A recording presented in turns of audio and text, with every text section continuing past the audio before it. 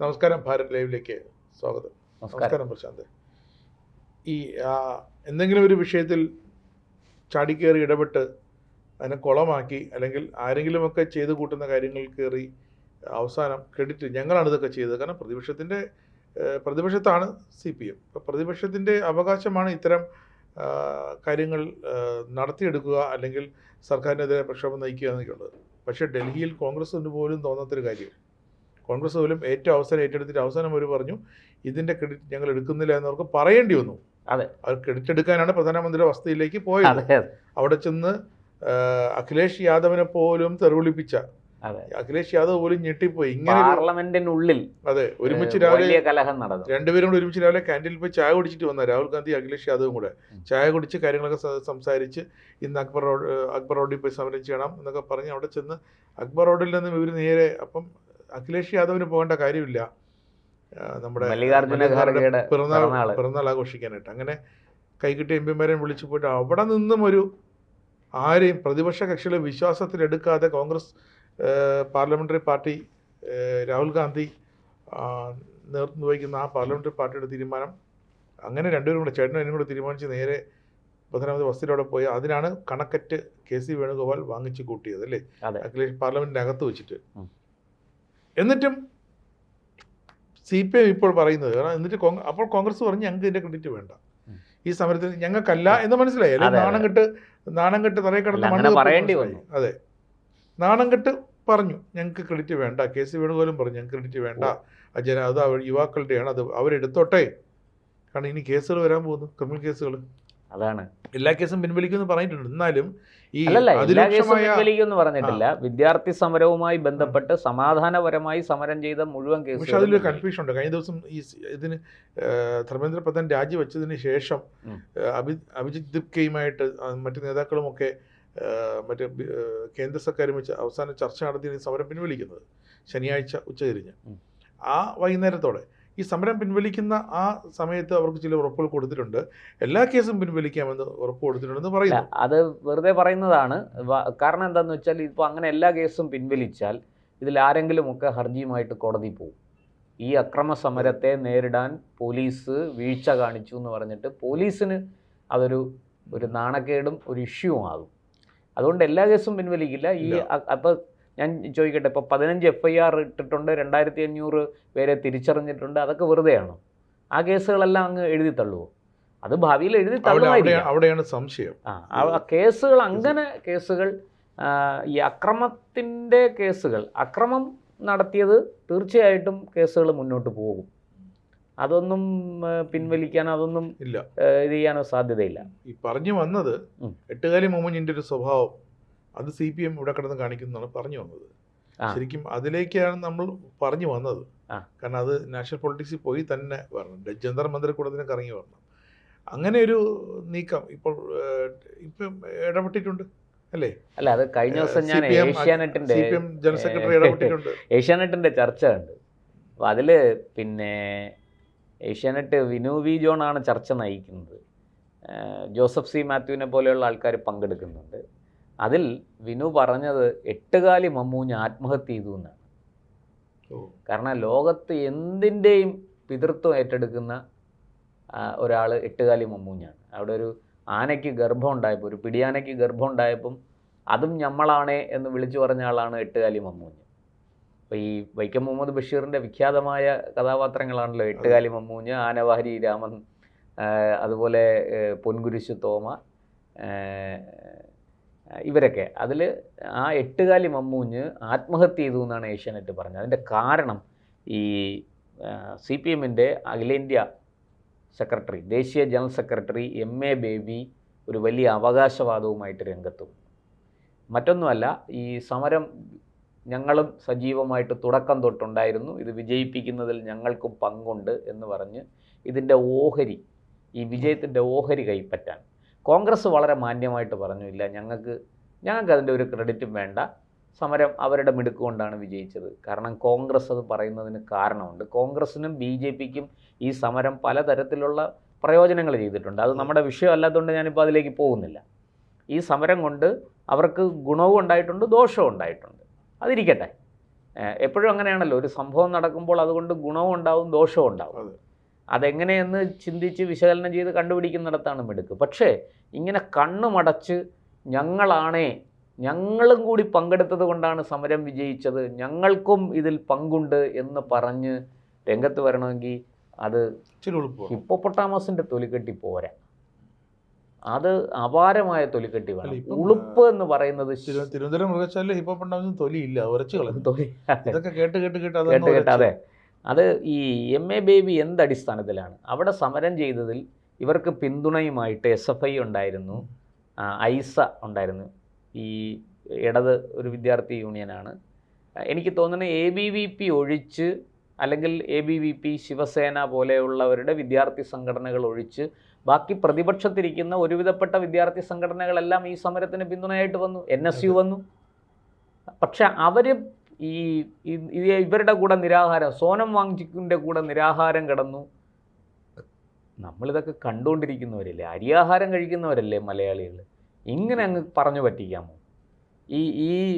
ഞാനതാ പറഞ്ഞു, ഓട്ടോയിൽ കയറ്റാനുള്ള അത്ര പോലും MP-മാരില്ലാത്തൊരു പാർട്ടിയായി അതപ്പതിച്ചു കഴിഞ്ഞ CPM ഈ എന്താ പറയുക, ഈ വെടികളിങ്ങനെ പൊട്ടിക്കുന്നത് സത്യത്തിൽ ഒരു നാണക്കേടാണ്. കോൺഗ്രസ് പോലും ചെയ്യത്തക്കരാണ് ആദ്യം പറഞ്ഞത്. അല്ലല്ല, കോൺഗ്രസ് അവർ പോലും ഇങ്ങനെ പറഞ്ഞിട്ടില്ല. അല്ല, അവിടെ കോൺഗ്രസ്സിന് വേണമെങ്കിൽ അവകാശവാദം ഉന്നയിക്കാം. കാരണം കോൺഗ്രസ് ഈ പറഞ്ഞ പോലെ ഈ സമരം നടക്കുന്നതിൻ്റെ ഒരു ദിവസമെങ്കിലും പോയി അവിടെ ചെന്നും പ്രധാനമന്ത്രിയുടെ വസതി ഉപരോധിക്കാൻ ശ്രമിച്ച്, അവിടെ കടന്നു കയറാൻ ശ്രമിച്ച് കുറച്ചടിയൊക്കെ വാങ്ങിച്ചു. അപ്പോൾ കോൺഗ്രസ്സിന് വേണമെങ്കിൽ പറയാം ഞങ്ങളിതൊക്കെ ചെയ്തു എന്ന്. പക്ഷേ ഈ CPM-ന് ഇതിനകത്ത് എന്താണ് നമ്മളവിടെ കണ്ടത്? ഈ ജന്തർ മന്ദറിൽ മുണ്ടും മടക്കി കുത്തി 2 പേര് നടക്കുന്നതാണ്. ആരൊക്കെയാ? ഒന്ന് നമ്മളെ ജോൺ ബ്രിട്ടാസ്, 2 AA റഹീം.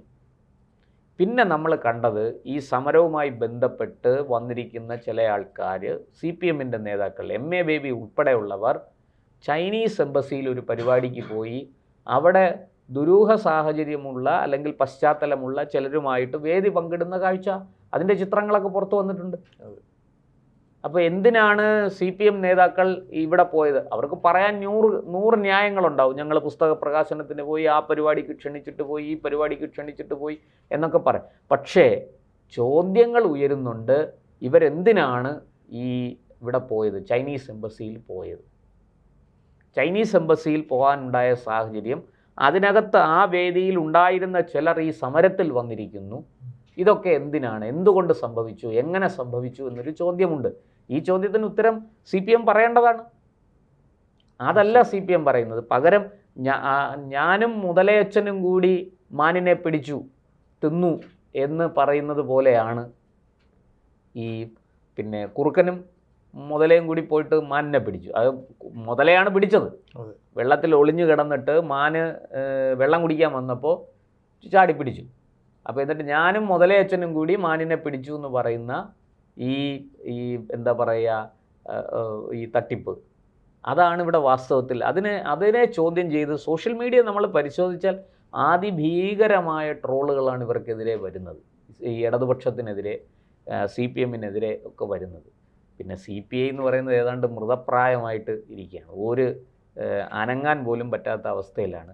നിങ്ങൾ ആരെങ്കിലും ഈ സമരത്തിൻ്റെ ഇടയ്ക്ക് D രാജയെ കണ്ടു? ഒരു ദിവസം ആനി രാജ തുടക്കത്തിൽ വന്ന് ആദ്യത്തെ ഒരു 2-3 ദിവസം ആനി രാജ, D രാജ, പിന്നെ കോൺഗ്രസിൻ്റെ നേതാക്കളൊക്കെ അവിടെ വന്ന് സോനം വാങ്ചുക്കിന് വലിയ പിന്തുണയൊക്കെ അഭിവാദ്യമൊക്കെ അർപ്പിച്ചിട്ട് പോയി. ഇനി മറ്റൊരാൾ ബൃന്ദാക്കാരാട്ടാണ്. ബൃന്ദാക്കാരാട്ടും അവിടെ വന്ന് ചില ഗിമ്മിക്കൊക്കെ കാണിച്ചിട്ട് പോയി. ഈ ബൃന്ദാക്കാരാട്ടും MA ബേബിയും ഒക്കെ ചേർന്ന്. അതിനെക്കുറിച്ചൊക്കെ വളരെ മോശപ്പെട്ട ട്രോളുകളൊക്കെ വരുന്നുണ്ട്. അതൊക്കെ തെറ്റാണ്, അങ്ങനെയൊന്നും നമ്മൾ പറയാൻ പാടില്ല. ഒരു രാഷ്ട്രീയ പാർട്ടിയല്ലേ, അവർക്ക് അർഹിക്കുന്ന, അവരെ വിമർശിക്കാം, പക്ഷെ അവരെ വളരെ മോശമായിട്ട് നമ്മൾ ആക്ഷേപിക്കരുത്. അതായത് മറ്റേ പല്ലി ഉത്തരം ചുമക്കുന്നതാണെന്നൊക്കെ പറഞ്ഞൊക്കെയുള്ള പല തരത്തിലുള്ള ആക്ഷേപങ്ങൾ വന്നു. അതിലേക്കൊന്നും ഞാൻ പോകുന്നില്ല. പക്ഷേ ഈ ഒരു കാര്യം ഇവർക്ക് എങ്ങനെ ഇത്രയും ഉളുപ്പില്ലാതെ ഇങ്ങനെയൊക്കെ പറയാൻ കഴിയും? അപ്പോൾ അങ്ങനെയാണെങ്കിൽ ഞാൻ തിരിച്ചു ചോദിക്കട്ടെ, ഈ സമരത്തിൻ്റെ വിജയം അതിൻ്റെ ഉത്തരവാദിത്വം അത് ഞങ്ങൾക്കും പങ്കുണ്ടെന്ന് പറയുമ്പോൾ അവിടെ നടന്ന അക്രമത്തിലും ഞങ്ങൾക്ക് പങ്കുണ്ടെന്ന് ഇവർ പറയണ്ടേ? അതെന്താ പറയാത്ത? അതിനെക്കുറിച്ച് മിണ്ടുന്നില്ലല്ലോ. അവിടെ അക്രമം നടത്തി പോലീസുകാരെ ആക്രമിച്ചു, മാധ്യമപ്രവർത്തകരെ ആക്രമിച്ചു, ഒരു വനിതാ മാധ്യമപ്രവർത്തകരെ ലൈംഗികമായി ഉപദ്രവിക്കാൻ പോലും ശ്രമിച്ചു. ഇതൊക്കെ അവിടെ പകൽ വെളിച്ചത്തിൽ നടന്ന കാര്യങ്ങളാണ്. അപ്പോൾ അതിൻ്റെ ഉത്തരവാദിത്വം ആരേറ്റെടുക്കും? അത് CJPയും CPMഉം ഏറ്റെടുക്കുമോ? കോൺഗ്രസ് ഏറ്റെടുക്കും. അത് കോൺഗ്രസ് വേണമെങ്കിൽ ഏറ്റെടുത്തോട്ടെ, അല്ലേ? അങ്ങനെയാണ്. CJPയും അല്ല CPMഉം അല്ല. അതിൻ്റെ ഉത്തരവാദിത്വം കോൺഗ്രസിൻ്റെ തലയ്ക്ക് വെച്ച് കൊടുക്കാവുന്നതാണ്. എന്തൊരു വൈരുദ്ധ്യമാണ് ഈ പറയുന്നത്. അപ്പോൾ CPM എന്ന് പറയുന്ന പാർട്ടിക്ക് അതിൻ്റെ എല്ലാ, നമ്മളൊന്ന് ആലോചിക്കണം, സ്വതന്ത്ര ഇന്ത്യയിലെ ആദ്യത്തെ പാർലമെൻറ്റിൽ ഒരു പ്രതിപക്ഷ സ്വരമായിരുന്നു കമ്മ്യൂണിസ്റ്റ് പാർട്ടികൾ. അന്ന് പിന്നെ നെഹ്റുവിന് ശേഷം ആര് എന്ന ചോദ്യം ഉയർത്തി CPM തന്നെ രംഗത്ത് വന്നിരുന്നു. EMSനെയാണ് അവർ ഉയർത്തി കാണിച്ചത്. നെഹ്റുവിന് ശേഷം ആര്? അന്ന് EMS കേരളത്തിൻ്റെ മുഖ്യമന്ത്രിയാണെങ്കിൽ AK ഗോപാലനാണ് അവിടെ പാർലമെൻറ്റിൽ പ്രതിപക്ഷ നേതാവ് എന്ന് പറയുന്ന സ്ഥാനത്ത് ഔദ്യോഗികമായി ഇല്ലെങ്കിൽ പോലും, കാരണം അതിന് നിശ്ചിത സംഖ്യ വേണമല്ലോ, അത്ര MP മാരൊന്നും ഇല്ലായിരുന്നു. എങ്കിലും ആ ഒരു പദവിയിൽ അന്ന് പ്രതിപക്ഷ നേതാവായിട്ട് പരക്കെ അംഗീകരിക്കപ്പെട്ടത് AKജിയാണ്. അന്ന് AKജിയുടെ പേര് പോലും അല്ല ഇവർ പറഞ്ഞത്. നെഹ്റുവിന് ശേഷം ആര്? നെഹ്റു, അതായത് നെഹ്റുവിനെ ഞങ്ങൾ സഹിക്കാം, നെഹ്റുവിൻ്റെ ഭരണം കഴിഞ്ഞാൽ പിന്നെ ഇന്ത്യയെ ആര് ഭരിക്കും, അതിന് അറിവുള്ള ആരുണ്ട് ഇവിടെ? ഇതാണ് ഇടതുപക്ഷം ഉന്നയിച്ച ചോദ്യം. എന്നിട്ട് അതിന് ഉത്തരമായിട്ട് അവർ ഉയർത്തി കാണിച്ചത് EMSനെയാണ്. എന്തോ, ഞാൻ അതിനെക്കുറിച്ചൊന്നും ഇപ്പോൾ ഒരു വിശകലനത്തിലേക്ക് പോകുന്നില്ല. അന്ന് ഇന്ത്യയിൽ ആദികായന്മാരായ മികച്ച രാഷ്ട്രീയ നേതാക്കൾ വേറെ എത്രയോ ഉണ്ടായിരുന്നു. ശ്യാമപ്രസാദ് മുഖർജിയൊക്കെ പോലെയുള്ള ആൾക്കാർ. പിന്നീട് അദ്ദേഹം കാശ്മീരിൽ ജയിലിൽ വെച്ച് അദ്ദേഹം കൊല്ലപ്പെട്ടു, മരണപ്പെട്ടു. എങ്കിലും ഞാൻ പറയുന്നത് അന്ന് എത്രയോ മികച്ച നേതാക്കൾ അവിടെ ഉണ്ടായിരുന്നു. ലാൽ ബഹദൂർ ശാസ്ത്രിയുടെയൊക്കെ വ്യക്തിത്വം എത്ര വലുതായിരുന്നു. അതിൻ്റെ ഇടയിലാണ് ഈ ഓണത്തിൻ്റെ ഇടയ്ക്ക് പുട്ട് കച്ചവടം എന്നും പറഞ്ഞ പോലെ CPM ഇങ്ങനെ ഓരോ അവകാശവാദങ്ങളുമായിട്ട് വരുന്നത്. ഇത് ആരുണ്ട് ഏറ്റെടുക്കാൻ? ഞങ്ങളുണ്ടേ എന്ന് പറഞ്ഞ് പിന്നെ ചാടി വീഴുക. ഞങ്ങൾ ഇതിന് ഉത്തരവാദിത്വം വഹിക്കും എന്ന് പറഞ്ഞ് അതിനുള്ള ആവതുണ്ടോ? അതില്ല. ആകെ എത്ര MP മാരുണ്ട്? 4 MP മാരാണ് ഉള്ളത്. എന്നിട്ട് ഒരു ഓട്ടോയിൽ കയറ്റി പാർലമെൻറ്റിൻ്റെ നടക്കൽ കൊണ്ട് ഇറക്കാം. അവരാണ് വന്നിട്ട് ഈ അവകാശവാദം ഉന്നയിക്കുന്നത്. ഇത് നിങ്ങൾക്ക് ആകുന്നത് ചെയ്യൂ.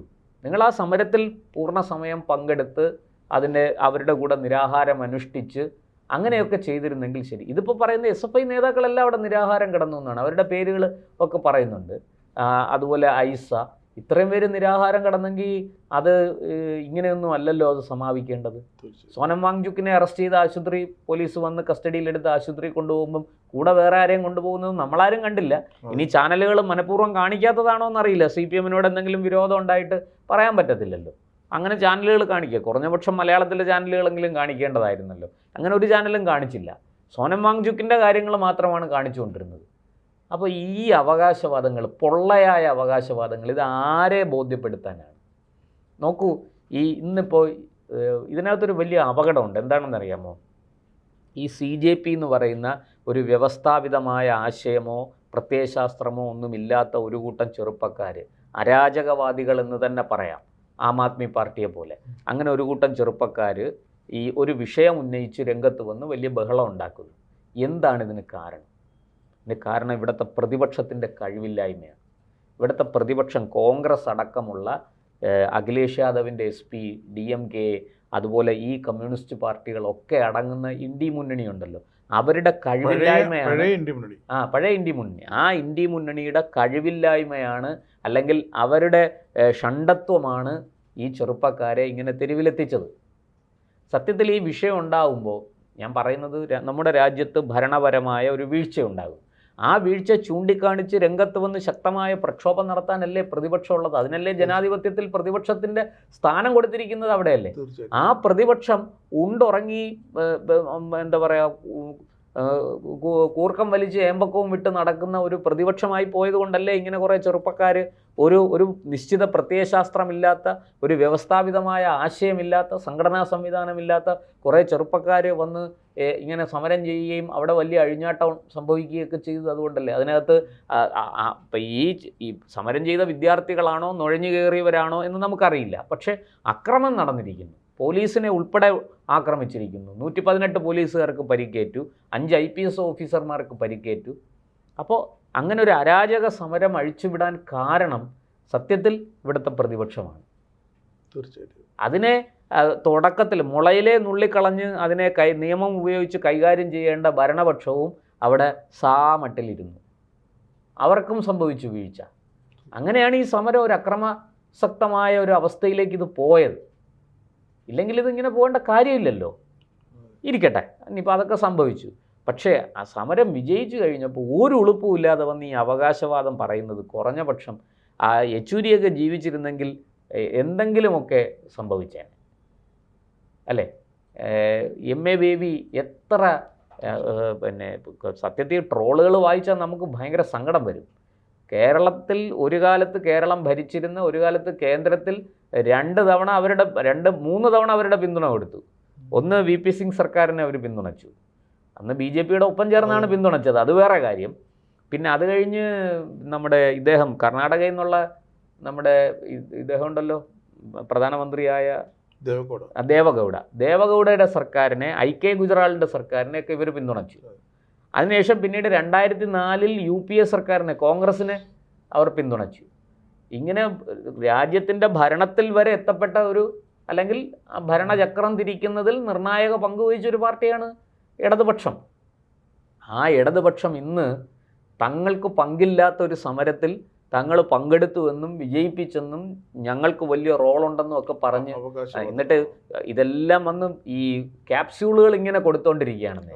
അപ്പോൾ അണികൾ താഴെ വന്ന് ഇതിന് ഈ ഏഷ്യാനെറ്റിനെ തെറി പറഞ്ഞുകൊണ്ടുള്ള, ഏഷ്യാനെറ്റിൻ്റെ ആ വീഡിയോയ്ക്ക് വലിയ തെറി കേട്ടു. വിനു വി ജോണും ഒക്കെ അല്ല, ഇത് തെറിയൊക്കെ പറഞ്ഞു. തെറി പറഞ്ഞുകൊണ്ട് അവിടെ ഞങ്ങൾ അത് ചെയ്തു, ഇത് ചെയ്തു, ഞങ്ങളുടെ SFIയുടെ ആ നേതാവ്, ഈ നേതാവ് ഇവിടെ കേരളത്തിൽ നിന്ന് ഇത്ര പേര് പോയി. ഇന്നിപ്പോൾ ഒരു ട്രോള് വന്നിട്ടുണ്ട്. എന്താണെന്നറിയാമോ? സമരമൊക്കെ കഴിഞ്ഞ് എല്ലാവരും വീട്ടിൽ പോയി.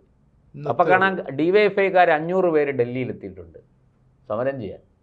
ഈ കഴിഞ്ഞ 21 ദിവസം ഇവർ അറിഞ്ഞില്ല സമരത്തെക്കുറിച്ച്. ഈ 21 ദിവസം ഇവർക്ക് പോകണ്ടായിരുന്നു ഡൽഹിയിലേക്ക്. ഈ 21 ദിവസവും ഇവിടെ കിടന്ന് കൂർക്കം വലിച്ചുറങ്ങിയിട്ട് സമരം തീർന്നു കഴിഞ്ഞപ്പോൾ അവിടെ 500 പേര് DYFIക്കാർ ചെന്നിരിക്കുന്നു. എന്നിട്ട് DYFIയുടെ അഖിലേന്ത്യാ സെക്രട്ടറി, അഖിലേന്ത്യാ പ്രസിഡൻ്റൊക്കെ അവിടെ ഉണ്ടായിരുന്നു എന്ന് പറഞ്ഞ് വലിയ വീരവാദം അടിക്കുകയാണ്. നമ്മൾ കണ്ടത് മുണ്ടും മടക്കി കുത്തി അവിടെ ഈ ജന്തർ മന്ദിറിലൂടെ നമ്മുടെ ജോൺ ബ്രിട്ടാസും AA റഹീമും കൂടെ നടക്കുന്ന കാഴ്ച നമ്മൾ കണ്ടു, ചാനലുകളിലും ഒക്കെ കണ്ടു. അവരവിടെ എന്താണ് ചെയ്തതെന്ന് നമുക്കറിയില്ല. അവിടെ പ്രസംഗിക്കാൻ ജോൺ ബ്രിട്ടാസിന് പറ്റും. റഹീം പ്രസംഗിച്ചിരുന്നെങ്കിൽ സമരം ഇതിനു മുമ്പ് തീർന്നേനെ. കാരണം വിദ്യാർത്ഥികളെല്ലാം എണീറ്റ് ഓടിയേനെ. പാർലമെന്റിൽ പിന്നെ നിവൃത്തിയില്ലാത്തതുകൊണ്ടാണ് സ്പീക്കറും മറ്റുള്ളവരും റഹീമിന്റെ പ്രസംഗം മിണ്ടാതെ ഇങ്ങനെ കേട്ടോണ്ടിരുന്നത്. ആരും കണ്ടില്ല. പ്രസംഗിക്കാനൊന്നും അവർ അവസരമൊന്നും കൊടുത്തില്ല. അവിടെ പിള്ളേരുടെ അടുത്ത് ചെന്നാൽ പിള്ളേരെ അടിച്ചോടിക്കും.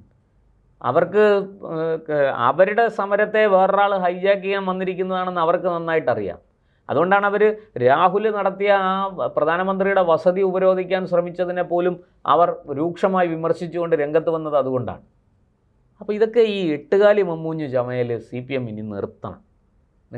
നിങ്ങളെ സ്വയം മലർന്നു കിടന്ന് തുപ്പുന്നത് പോലെയാണത്. അല്ലാതെ അതിൽ കവിഞ്ഞ് യാതൊരു നേട്ടവും നിങ്ങൾക്ക് ഉണ്ടാക്കാൻ അതിനകത്ത് ആയിട്ടില്ല എന്നുള്ളതാണ് സത്യം. ഈ പിള്ളേർ സമരം ചെയ്ത് അവരുടെ വിജയം അവർ നേടിയതാണ് എന്ന് പറയുന്നതിനകത്ത് പങ്കുപറ്റാൻ പോകുന്നത് വളരെ എന്താ പറയുക, നാണക്കേടാണ്, വളരെ ലജ്ജാകരമാണ്. CPMനെ പോലൊരു പാർട്ടിക്ക് അതൊരിക്കലും യോജിച്ചതല്ല. MA ബേബിയെ പോലൊരു നേതാവ് ഈ ഇങ്ങനെ അവകാശവാദം പറഞ്ഞ് എട്ടുകാലി മമ്മൂഞ്ഞ് ചമയുന്നത് ഒട്ടും നല്ലതല്ല. അദ്ദേഹത്തിൻ്റെ വ്യക്തിത്വത്തിന് അത് യോജിച്ചതല്ല.